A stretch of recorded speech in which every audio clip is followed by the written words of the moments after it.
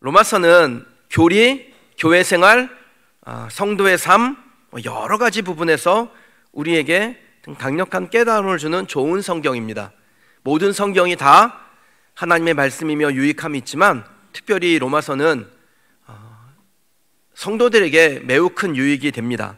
오늘도 저와 여러분에게 하나님 주시는 유익함이, 은혜가 있을 줄 믿습니다. 우리가 아이들을 볼 때요, 그 성품을 보면 그 아이가 자라는 가정의 분위기가 어떠한지 대략 짐작을 할 수가 있어요. 적극적이고 밝고 창의적인 성격을 가진 아이의 부모는 너그럽고 좀 자유로운 경우가 많습니다. 그러니까 이런 가정에서 자란 아이들은 부모에게서 배운 게 있으니까 창의적이고 밝고 적극적일 수가 있는 거죠. 그런데 단점은 뭐냐면 버릇이 좀 없어 보여요. 엄마 아빠가 너무 허용을 많이 해서 그런지 자기중심적이거나 혹은 어른 무서워할 줄 모르는 그런 경우를 봅니다. 반면에 좀 자신감이 떨어지고 소심한 성격을 가진 아이의 경우는 그 부모가 엄하거나 또 고지식한 그런 경우가 많습니다. 그러니까 부모의 영향을 받게 되겠죠. 그래서 틀릴까봐 혹은 실수할까봐 자기 의사를 표현하는 데 있어서 주저하고 타인을 지나치게 의식하는 경향이 있다라는 겁니다. 그런데 이런 집에서 자란 아이들은 상당히 예의가 있어요. 어른 무서워할 줄도 알고 또 말하는 것도 아이답지 않은 때가 많아 보입니다. 여러분들은 어떤 아이를 더 선호하십니까? 소위 싸가지가 있는 아이를 원하시나요? 기원전 425년에 소크라테스가 이런 말을 했어요. 요즘 애들은 버릇이 없다. 근데 이보다 훨씬 앞서서 기원전 1700년경에 수메르의 점토판에 그 공부하지 않는 아들을 야단치는 아버지와 야단 맞는 아들 사이에 일어나는 대화를 그 점토판에다 기록해 놨는데 거기에 이런 내용이 있답니다. 요즘 젊은이들은 버릇이 없다. 그러니까 젊은 애들, 아이들이 버릇이 없는 건 예나 지금이나 늘 똑같다. 요즘 애들이 뭐 특별하게 그런 건 아니다, 그런 거예요. 성인이라면 예의를 지킬 줄 알아야 합니다. 그러나 아이들에게 또 청년들에게 같은 잣대를 들이밀 수가 없지요. 자신의 감정을, 그 느낌을 좀 더 자유롭게 표현할 줄 아는 것은 더 건강한 모습이지 않을까 싶습니다. 그리고 그것은 우리의 자녀들의, 우리 아이들의, 청년들의 더 멋있는 미래를 만들어가는 시작이기도 합니다. 미래학자로 유명한 다니엘 핑크라는 사람이요, 창조는 충돌을 필요로 한다라고 했습니다. 그러니까 우리 눈에 약간 버릇없게 보이는 아이들의 행동이 사실은 창조적인 삶을 만들기 위한 충돌일 수 있다는 것입니다. 그러니 창조적 충돌을 도와주는 것은 당연히 해야 될 일이겠죠. 그것이 죄라면 방관하면 안 됩니다. 가르쳐서 깨닫게 하는 것이 맞습니다만 단지 예의가 있냐 없냐 어른의 시각으로 그것을 따지는 것은 어쩌면 그 아이를 울타리 안에 가두는 것과 같은 결과에 이르게 될지 모른다라는 겁니다. 여러분, 예수님도 어린아이가 예수님에게 오는 것을 좋아하셨어요. 도리어 그렇게 어린아이와 같은 마음으로 예수님을 찾아온 것이 하나님 나라를 발견하는 길이라고 하셨어요. 누가복음 18장 16절에요, 예수께서 그 어린아이들을 불러 가까이 하시고 이르시되 어린아이들이 내게 온 것을 용납하고 금하지 말라. 하나님 나라가 이런 자의 것이니라. 사람들이 자기 아이를 예수님께로 데리고 와서 예수님이 만져주시길 원했습니다.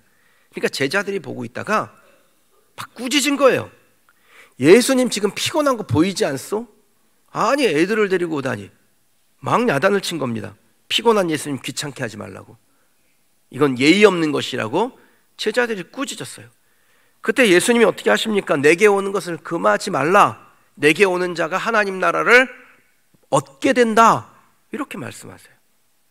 여러분, 그날 그 자리에 너무 예수님 형편 보고 지나치게 예의를 따지는 부모의 아이는 예수님의 특별한 사랑을 받을 수 있는 기회를 놓쳤을 겁니다. 하지만 적극적이고 또 용납하는 마음으로 어쨌든 예수님께 한번 가보렴 그렇게 아이를 권유했던 부모의 아이는 예수님의 손길을, 특별한 사랑을 받게 되었다라는 겁니다. 저는 이 두 가지의 방식이요, 율법과 은혜를 설명한다라는 생각이 들어요. 율법은 아주 예의가 넘칩니다. 해야 할 것과 하지 말아야 될 것을 명확하게 나누어 줍니다. 그런데 은혜는요, 진리 안에 있으면 다 가능한 거예요. 죄가 아니라면, 진리 안에만 있다면 은혜는 다 용납되는 것입니다. 그럼 예수님은 변덕으로 죽을 끓이는 분이 아니에요.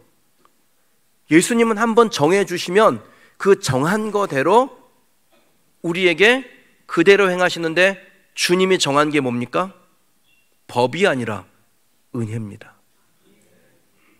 십자가로 율법을 폐하고 참 자유를 주셨기 때문에 그냥 누리면 됩니다. 그래서 예수 믿은 후부터는 율법에 연연하지 아니하고 율법으로 자신과 타인을 억압하지 않는 것이 예수 그리스도를 믿는 자유한 하나님의 사람들의 삶인 것입니다. 바울은 율법이 마치 구속하는 남편과 같다라고 표현합니다. 그 당시 문화가 반영된 것이니까 우리 여성들은 뭐 이렇게 오해하지 않으셔도 돼요. 지금은 도리어 남성이 여성들에게 구속되어 있는 것 같은 느낌을 제가 살짝 받아요. 그러더라고요. 부인님에게 허락을 받는 것보다 용서를 받는 게 빠르다고. 이게 뭔 말이냐면, 내가 뭘 사고 싶은 게 있는데 여보 이거 사도 돼? 라고 물어보면 이게 허락 나오기가 쉽지가 않으니까 일단 산대요. 저질러 버리고 용서를 구하는 게 빨리 사는 방법이라는 겁니다. 듣고서 신박한 아이디어인데? 근데 이 로마 시대는 남편의 권위가 절대적이었어요. 아내의 존재는 어떤 남자의 필요에 의해서 이렇게 좀 요구된 부속물 같은 느낌이었습니다.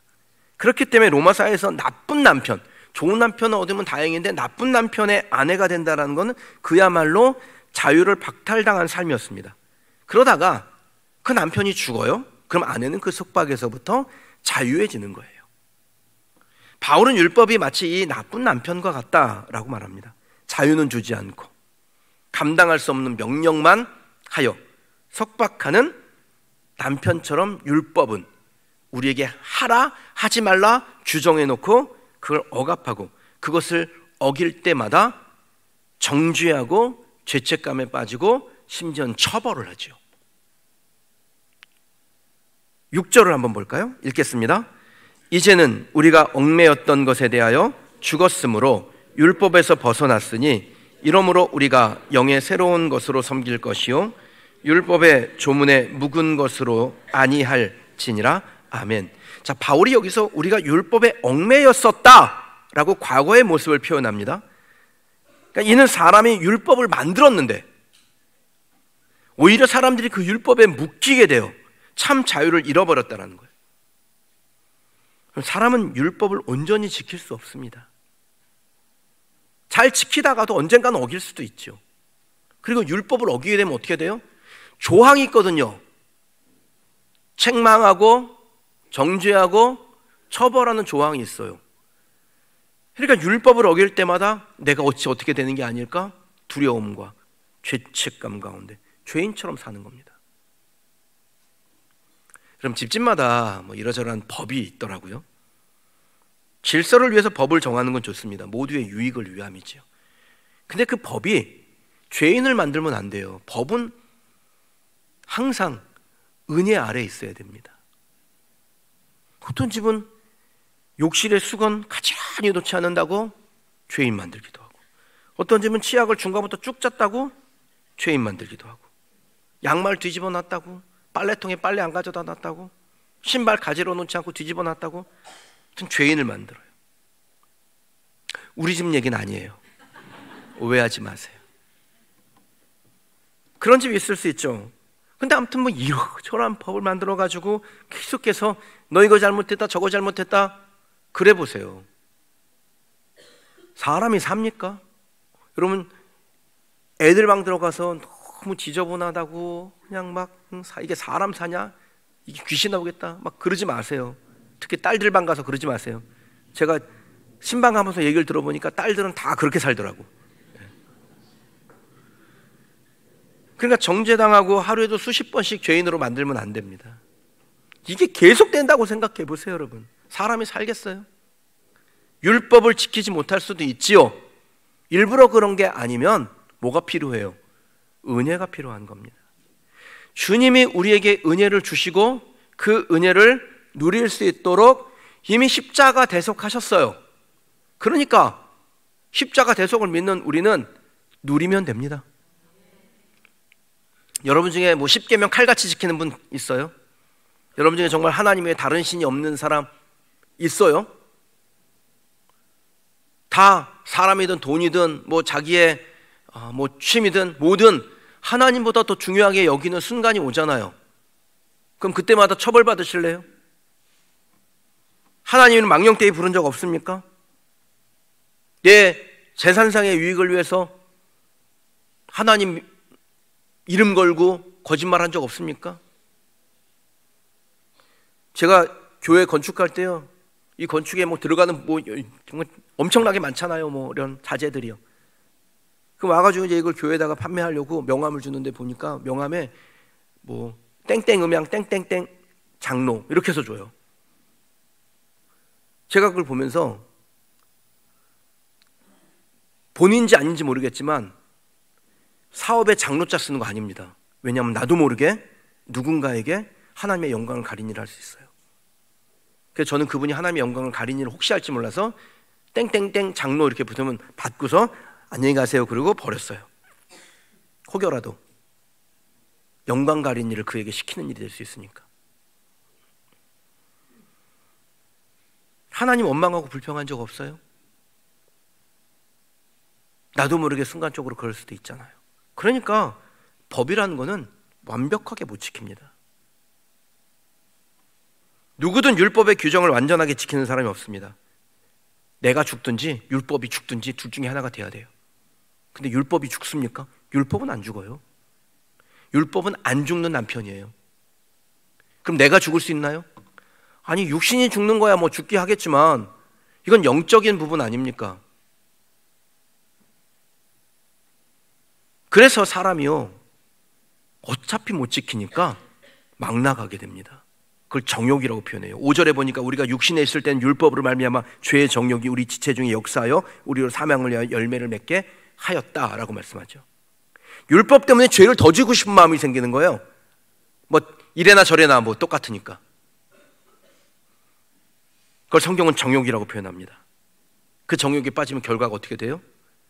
한 예로 돈에 대한 정욕에 빠졌다고 봅시다. 디모데전서 6장 10절에 돈을 사랑함이 일만하게 뿌리가 되나니 이것을 탐내는 자들은 미혹을 받아 믿음에서 떠나. 정욕에 빠진 믿음에서 떠납니다. 믿음을 떠나면 어떻게 돼요? 죽는 거지요.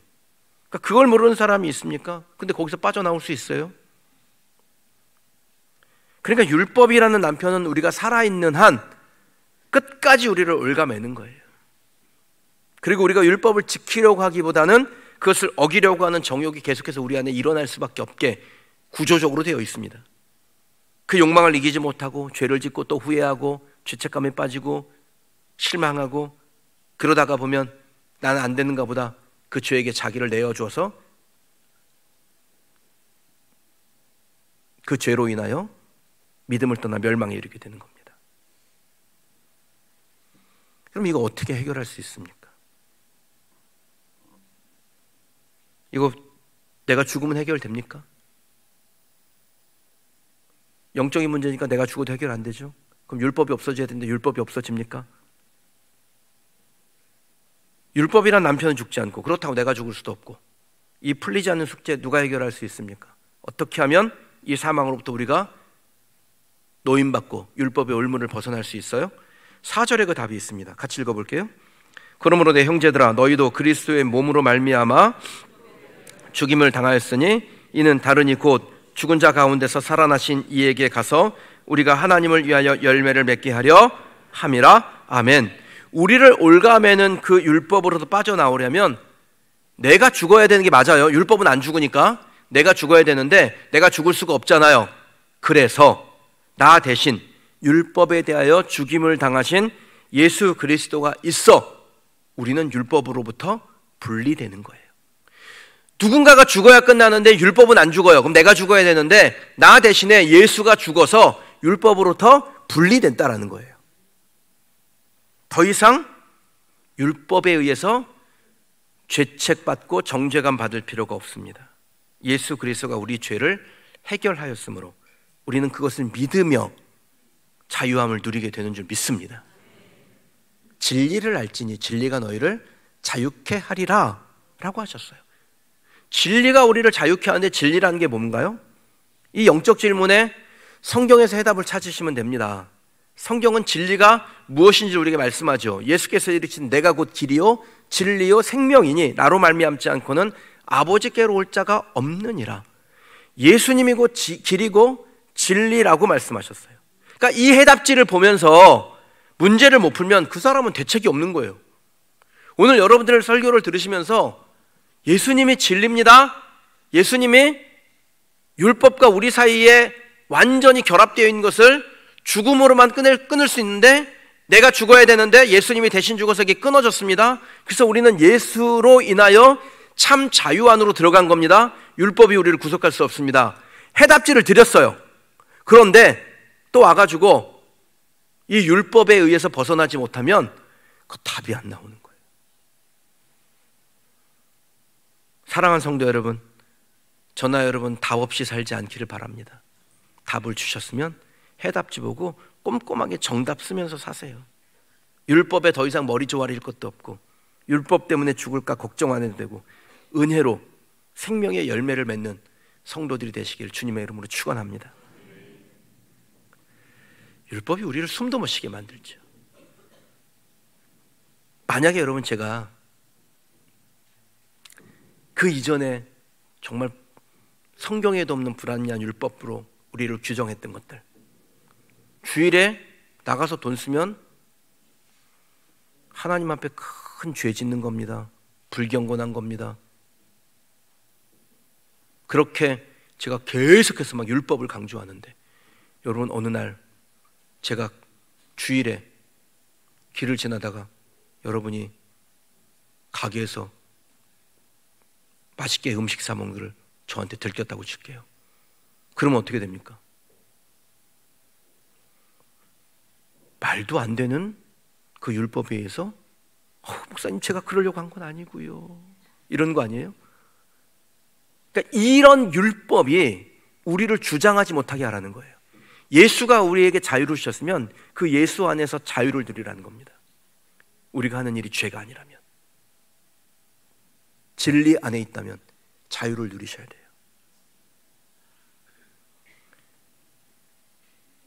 엄한 아버지나 엄한 시어머니 앞에 서면 말도 한마디 못하죠. 그 기세에 눌려서 필요한 게 있어도 달라는 소리를 못해요. 뭘 좀 달라고 하면 혹시 네가 뭘 잘한 게 있다고 나한테 이런 걸 달라 그러지? 라고 할까봐 얘기도 못해요. 포기하게 됩니다. 여러분 율법 아래 있으면 그렇게 되는 거예요. 근데 주님 앞에 나오면 어떻게 돼요? 오늘 여기에 나온 저와 여러분들이 하나님 앞에 주여 내게 주시옵소서 당당하게 구하잖아요. 사실 그거 좀 뻔뻔한 거 아닙니까 여러분? 지난 한 주간에 여러분의 삶을 돌이켜볼 때 하나님 앞에 그렇게 당당하게 요구할 수 있어요? 법대로 하면 다 책망감이죠. 그런데 지금 이렇게 당당하게 주님 앞에서 지혜 주세요, 재물 주세요, 건강 주세요, 능력 주세요, 이원 사업 하는데 잘 되도록 하나님 인도해 주세요. 하나님 내 육신에 살 집이 필요하니 하나님 주세요. 요즘 저한테는 집을 팔게 해주세요 이렇게 부탁하는 분도 있더라고요. 여러분 그게 뻔뻔한 겁니까? 당연한 거예요. 왜요? 율법의 정죄로부터 대속해 주신 예수 그리스도로 인하여 해결해 주셨기 때문에, 분리시켰기 때문에 우리는 자유함 가운데 하나님 앞에 나올 수 있는 것입니다. 요한복음 8장에요 현장에서 가늠하다 잡힌 여인이 있었어요. 율법대로라면 이 여인은 돌로 쳐 죽여야 됩니다. 근데 예수님께서 그녀에게 뭐라고 말씀하십니까? 나도 너를 정죄하지 아니하노니 다시는 가서 죄를 범하지 말라라고 말씀하세요. 예수님이 하신 말씀은 정죄는 없다, 그러니 가라라고 하신 겁니다. 자유하라라고 말씀하신 거예요. 근데 여러분 보세요. 예수님이 이 여인에게 너 죄 없어, 너 죄 지은 거 아니야, 그러니까 자유해라고 말씀하신 건 아닙니다. 나도 너를 정죄하지 않는다라는 건 뭐예요? 죄가 있는데 그 죄에 대해서 말하지 않는다라는 겁니다. 내가 은혜로 덮었다, 내가 너를 용서했다, 그러니 넌 자유했으니 이제 가서 죄를 짓지 말라 말씀하시는 겁니다. 죄에 대하여 대가를 치르지 않아도 된다라는 것이죠. 왜 그렇습니까? 본문 4절 다시 읽어야 됩니다. 읽겠습니다. 그러므로 내 형제들아, 너희도 그리스도의 몸으로 말미암아 율법에 대하여 죽임을 당하였으니 이는 다르니 곧 죽은 자 가운데서 살아나신 이에게 가서 우리가 하나님을 위하여 열매를 맺게 하려 함이라. 아멘. 은혜 안에서는 정죄가 없어요. 하지만 죄가 없던 것은 아닙니다. 죄는 있지요. 율법의 정죄는 예수님께서 당하셨기 때문에 죄가 있었으나 이미 예수님이 해결하신 거예요. 더 이상 우리 문제가 아니에요. 은혜로 우리는 자유를 얻은 겁니다. 이 사실을 믿는 여러분 되시길 주의 이름으로 축원합니다. 근데 자유를 얻은 우리가 이제 해야 될 일이 있는 거예요. 다시는 죄를 범하지 말라. 여러분, 이건 율법이 아닙니다. 다시는 죄를 범하지 말라. 명령처럼 보이죠? 그래서 법처럼 느껴지죠? 율법이 아니에요. 이게 뭐냐면 사명이에요. 하나님을 위하여 열매를 맺는 사명을 우리에게 부여하신 겁니다. 다시는 죄를 범하지 말라라는 율법이 아닌 다시는 죄를 범하지 말라라는 사명을 주신 겁니다. 오늘 우리가 말씀대로 살고자 하는 건 그렇게 살지 않으면 죽을까봐, 지옥 갈까봐 아니에요. 율법이 무서워서가 아니라 우리에게 참 자유를 주신 예수님에게 감사해서 그분이 우리에게 맡기신 사명, 다시는 가서 죄를 범하지 말라라는 그 사명을 지키고자 하는 열망 때문에 말씀대로 사는 겁니다.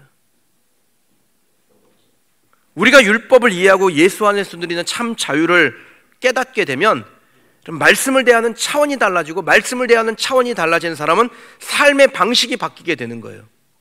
사명자의 삶으로 바뀝니다. 내가 혹시 죄를 범하지 않았나? 막 전전긍긍하고 두려워 떨고 그게 아니라 내가 이렇게 바르게 삶으로 하나님이 나를 기뻐하시겠지? 이 사명자의 삶으로 사는 거예요. 이번 한 주간 여러분의 삶을 응원합니다. 저만 응원하는 것이 아니라 우리 주님도 여러분의 삶을 응원하실 줄 믿습니다.